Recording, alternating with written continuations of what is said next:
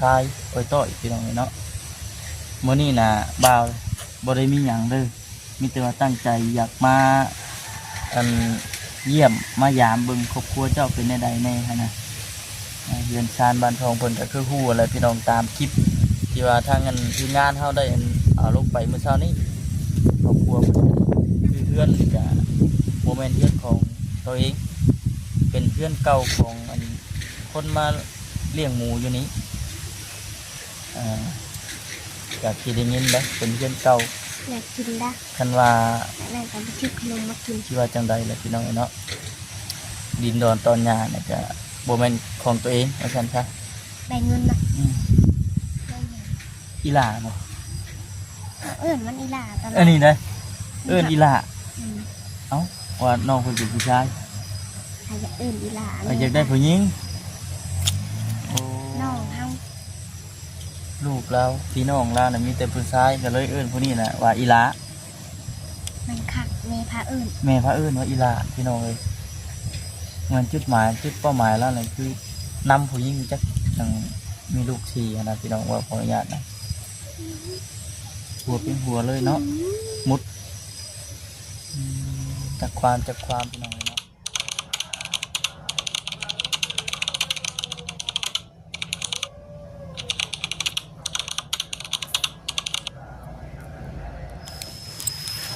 พี่น้องเลยเนาะเปิดภาพเปิดคลิปมากอะ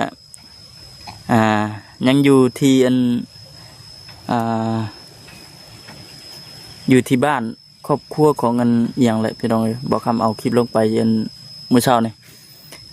เอื้อยแง่นแล้วก็ไอ้งอนอันนี้แต่ว่าอยู่ทางหน้าเฮานี่เป็นลูกชายของเอื้อยแง่นนะพี่น้องเนาะจะชื่อยังก็หำจะชื่อจังไดจะชื่อฟ้าใสผู้นี้ไฟสว่างชื่อแท้ฟ้าใสชื่อแท้น่ะชื่อฟ้าใสเดี๋ยวพวกคำสิเขาไปนั่งพอดีว่าพากันมาจอบเบิ่งอีกก่อนพี่น้องเนาะจุดประสงค์ก็คือว่าสิพากันนั้นมาเบิ่งอ้ายเจ้าว่าเพิ่นนอนอยู่หั่นแท้บ่หรือว่าในใดหั่นน่ะพี่น้องเนาะอ้ายเจ้าชื่อจังไดชื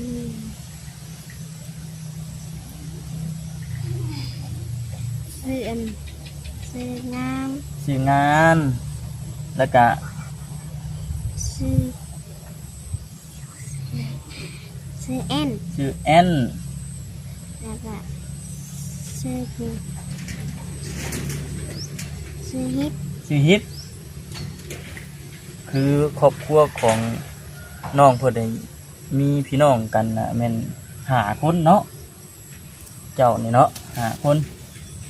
พี่น้องเอ้ยก่อนอื่นก็มีแต่ว่าทักทายสบายดีเด้อพี่น้องเด้อเนาะสบายดีป้าลุงเพิ่นเด้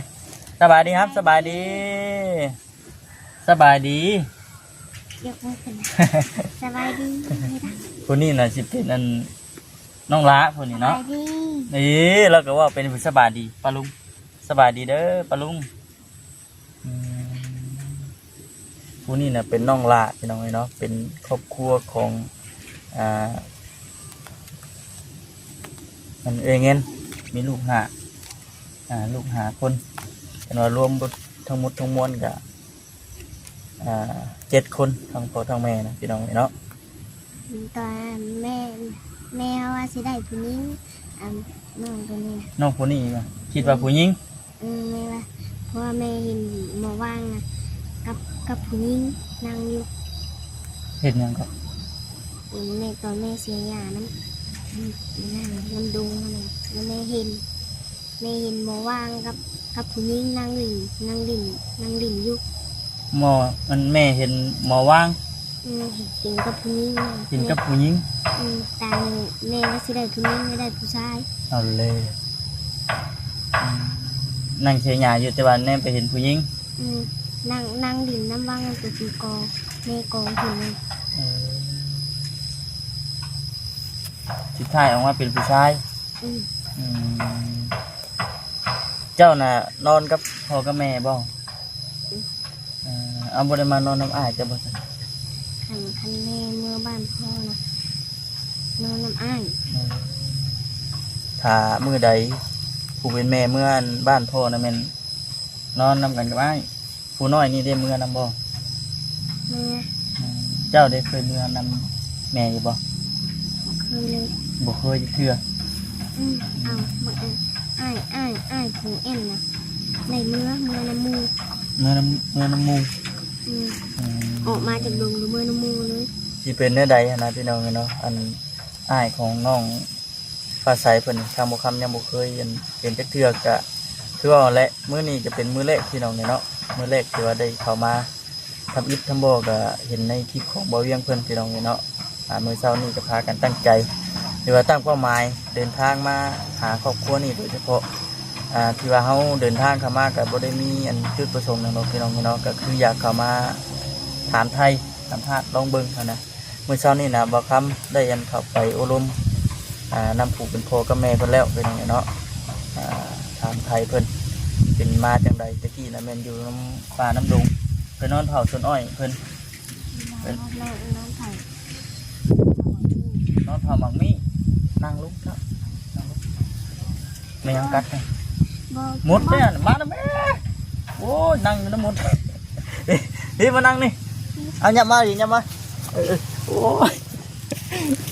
นั่งน้ำกันดีๆไปว่ามุดกัดพี่น้องไงเนาะ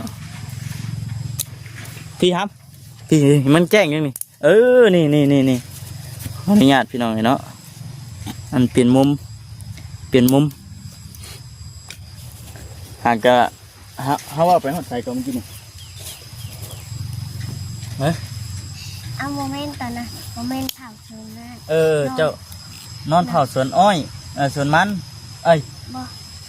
สวนหมกมี่ บ่คนใดนอนก็ซื้อคนไหนนอนบ้างนั่นหลังมีซุกกับไปหากิน เป็นใดเคยอดข้าวอดน้ำอยู่บ่ฮะบ่าวสิผ่านเบิ่ง บ่ได้คืออุด บ่ได้เคยอดพ่อแม่หามาให้กินเดี๋ยวพ่อกับแม่เจ้าคืออดข้าว ตอนที่โรงนะพ่อเขาอยากพ่อพาไปพาไปใส่กั๊บบางเทื่อก็นอนในบางโนตาเนี่ยเรามีสวนอ้อยหลาย บางทีก็นอนอยู่ในอันวังสวนป่า ๆสวนปลาแล้วก็มีอ้อย คือ อาบน้ำกับบ้างโนปลาฮะ น้องเป็นเราเหตุการณ์หรือว่าประสบการณ์ที่ว่าเคยอันได้อาศัยอยู่น้ำป่าน้ำดอนว่าท่านซะเพิ่นนอนเผาสวนมุ้งมีให้กับอันทางชาวบ้านเพิ่นไปเราเนาะเพิ่นให้เป็นข้าวบ่หรือว่าเป็นเงิน บ่ได้เผาสวนหมกนี่นะเพิ่นนั้นเพิ่นให้นอนอยู่วังหนังเลย เพิ่นให้นอนอยู่หัน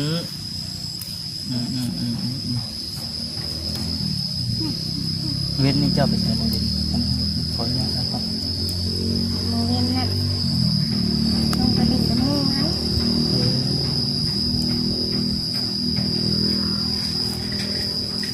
เคยเฮียนอยู่บ่ บ่ได้เคยเข่าเลย บ่ได้เคยเข้าแล้วก็อยากเข้าอยู่บ่อยากเข้าเฮียนอยู่บ่ บ่ได้อยากเข้าแม่อยาก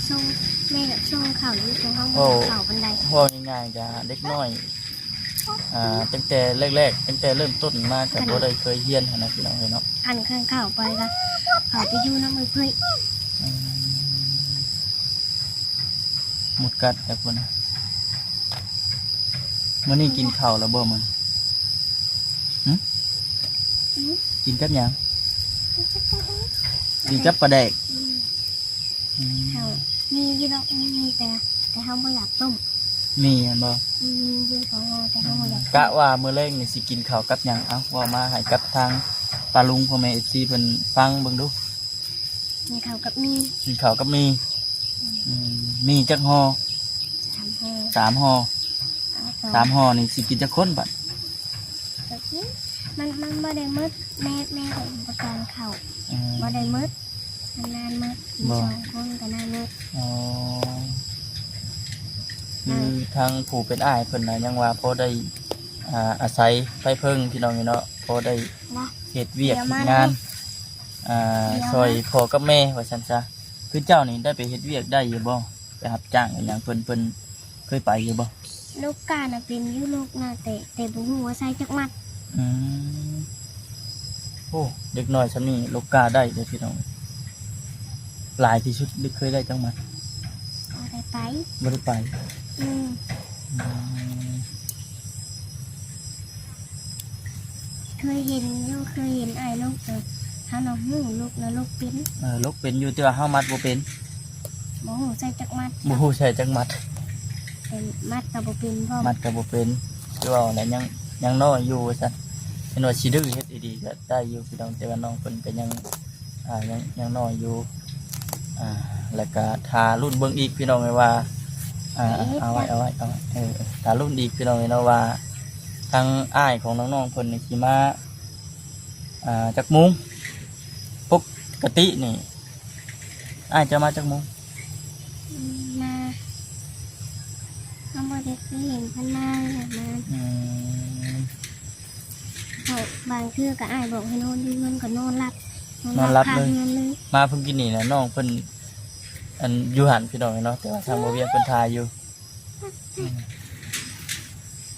พากันลิ้นอยู่ที่ได้เนาะ ดิ่นไปดิ่นมาแล้วเขานอนรับ กลางค่ำกลางคืนบ่ย่านบ่มันคือไก่ป่าไก่โดนแท้ กับปัทยาน บ่ได้ย่านเนาะโอ้น้องเพิ่นนี่ถือว่าโอเคพี่น้องเนาะถามไทยนี่ได้เบิดเวลาการเว้าการจาเคยเห็นอยู่บ่เคยมีคนเข้ามาแบบนี้อยู่บ่ เคยเพิ่นเข้ามาแล้วเพิ่นให้เงิน50,000 ไผ จับเพิ่น ชื่อ เข้า เพิ่น มา บ่ย่านบ่คือ เพิ่ บ้าน เข้า มา มา คนเดียวเพิ่นมาคนเดียว ขี่รถ จับแย่ง คือไงโอ้ เพิ่นเข้ามาเลยตอนนั้นแบบบอกว่าน้องมาปตีนจนว่าเดี๋ยวบ่ได้เงิน ได้เงินนี่เอาว่าสิถามเบิ่งได้เงินแล้วสิเอาไปเฮ็ดหยัง ซื้อนี่ ชื่อมีเออได้เงินแล้วชื่อมี อันตอนนั้นก็อ้ายเขาชื่อให้นี่จนได้เขาปัดยานอ้ายให้แล้วเขาบอกเอา เออเอาคือย่านอ้ายให้แบบใดเอา เอาแต่น้องไปชื่อของกินในเพิ่นเพิ่นก็ไล่คืน อืม เล็กน้อยพี่น้องเอ้ยเนาะจักปีแล้วจืออายุตัวเองอยู่บ่แม่ว่าจะฟังอยู่บ่ ในนิ่งอยู่ในเอ็นวันละ10 ปี 10 ปีบ่เบิ่งเบาสิเบิ่งเจ้าสิอยู่ในประมาณ8ไป7-8 ปีในประมาณนั้นผู้นี้สิอยู่ในประมาณ4 ปี 5 ปีได้บ่โอ้ลูกเราเนาะมีแต่ผู้ชายอ้อยต้อยพี่น้องเอ้ยเนาะมื้อนี้น่ะบ่าวบ่ได้มีหยังเลยมีแต่ว่าตั้งใจอยากมาอันเยี่ยมมายามเบิ่งครอบครัวเจ้าเป็นใดแน่ฮะนะเรือนชานบ้านทองเพิ่นก็คือฮู้อะไรพี่น้องตามคลิปที่ว่าทางอันทีมงานเฮาได้อันเอาลงไปเมื่อเช้านี้ครอบครัวเพิ่นคือเพื่อนก็บ่แม่นเพื่อนของตัวเอง เป็นเพื่อนเก่าของอันคนมาเลี้ยงหมูอยู่นี้จากที่ได้ยินนะเป็นเพื่อนเก่า อยากกินได้ คันว่า นั่นก็ไปซื้อขนมมากิน ที่ว่าจังใดแหละพี่น้องเนาะดินดอนตอนหญ้าน่ะจะบ่แม่นของตัวเองว่าซั่นซะเป็นของเงินทางครัวของป้าบ่ ทางประตู ของป้าตู้ปัจจุบันนี้เพิ่นขายแล้วบ่หรือว่าเพิ่น พอ เพิ่นยังบ่ได้ขายอืมทางเอื้อยเงินเราก็เลยมาอาศัยอยู่นี่ก่อนพี่น้องเนาะแม่มากระตบมาส่ง ที่เพิ่นน่ะอยู่ดงอยู่ป่าว่าซั่นซะ เลยแบบนี้เลยพ่อเฮาวันนั้นยายนะ แล้วมันบ่หยอกกัน พ่อแม่เขาบอกเอ็นหรือหายน้ำพ่อเราไม่อยากหายคนใด เอาคือให้ เขาบอกเอ็นหรือหายน้ำพ่อเป็นว่าบักน้ำผัดได้แล้วผ่ากูอันขาวๆอันนี้บักขาวๆเอาหายพ่อ คือเอาให้ ครับเอาพ่อถือลุงในบ้านนี้เลย บ่หยอกอ้ายนะบ่หยอกอ้ายเด้อ ตักยานั่งคดีไหลแบ่งเงินมา อืม ได้เงิน อีหล่าบ่ เอิ้นมันอีหล่าตลอด อันนี้ได้เอิ้นอีหล่า อืม เอ้าว่าน้องเพิ่นเป็นผู้ชาย ถ้าอยากเอิ้นอีหล่า อยากได้ผู้หญิงโอ้ น้องเฮา ลูกเราพี่น้องเราน่ะมีแต่ผู้ชายก็เลยเอิ้นผู้นี้น่ะว่าอีหล่า มันคักแม่พาเอิ้น แม่พระเอิ้นว่าอีหล่าพี่น้องเอ้ยมันจุดหมายจุดเป้าหมายแล้วน่ะคือนำผู้หญิงจักจังมีลูก4นะพี่น้องว่าขออนุญาตนะหัวเป็นหัวเลยเนาะมุดจากความพี่น้องเลยเนาะแต่ละคนบ่ได้พากันดื้อบ่ไม่ดื้อ คันน้องเฮามาเอ็ดเช้าเฮาตีมัน เอ้าตียังคือบอกเอาเลยน้องเจ้า มันเอ็ดเช้ามันติดน้ำอ่างเอ็นมัน ก็มีแต่ว่าคือเว่าแหละพี่น้องเนาะทางทีมงานเฮาก็สิพากันเข้ามาอัปเดตเบิ่งถามไทยเบิ่งเป็นแนวใดหั่นนะพี่น้องเนาะพอจังพอสิได้ฮู้นํกันว่าซั่นซะคือเว้าน่ะมื้อนี้ไปทางบ่คำได้ยันมีโอกาสออกมาข้างนอกเนื่องจากว่าน้ำให้น้ำนาก็บกเบิดพี่น้องเนาะก็เลยโจก่อนเรียกน้ำให้น้ำนาออกมาลุยงานข้างนอกต่อให้เอาเงินให้ยื้อเพิ่นจะบอก จริง ไอเวียงใช่เอาเงินให้ ถ้าเขาจะไปซื้อขนมมาให้น้องกิน รู้จักแบ่งเด้อพี่น้องเด้อ ให้น้องเขาเนี่ยมันบอกแม่ เป็นได้ครับใช้ชีวิตปัจจุบันนี้เป็นได้คักอยู่แต่ว่า บางเทื่อก็แม่บ่ให้เล่นผู้เล่น ยังน้อยอยู่พี่น้องเนาะถามว่าทุกบ่ทุกมื้อนี้ลำบากอยู่บ่ แม่เป็นคนไปหาเงินแม่กับอ้าย เคยเห็นเนี่ยบ่เคยเห็นแม่หายอยู่บ่บ่เคยเห็นหมดกัดระบาวล่ะพี่น้องเนาะใหญ่มากเลยสิบใส่บัดนี้ ไป จักจำติ ขันได้ก็ได้ ใหญ่มาเป้าหมายคือดำนา อ้ายเขาก็จะเฮ็ดมือเดี๋ยวสิไปทำงาน ทำงานอยู่ไส ไทย ทำงานอยู่ไทยพุ่น บางเทื่อเพิ่นก็บ่ได้ไป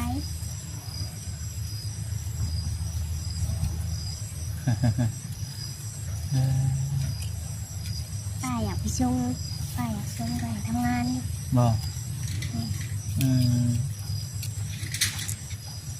พากันหนึ่งข่าวหนึ่งน้ำเป็นแล้วบ่เจ้าหนึ่งข่าว หนูเป็น หนึ่งเป็นอยู่เพราะว่าทางน้องผู้นี้เนี่ยเราอาศัยนอนอยู่กับพ่อแม่ว่าง่ายๆก็อาศัยกันอยู่4 คนเนาะเพื่อนหลังนี้เนาะ แล้วก็น้องผู้นี้พี่น้องเนาะก็เลยแบบทางผู้น่ะแม่นนอน3 คนนี่ก็เลยพากันรอถ่าก่อนกันให้กับอีกทีได้เบิ่งตอนที่ว่าทางน้องๆเพิ่นมาเป็นได้แน่นะพี่น้องเนาะ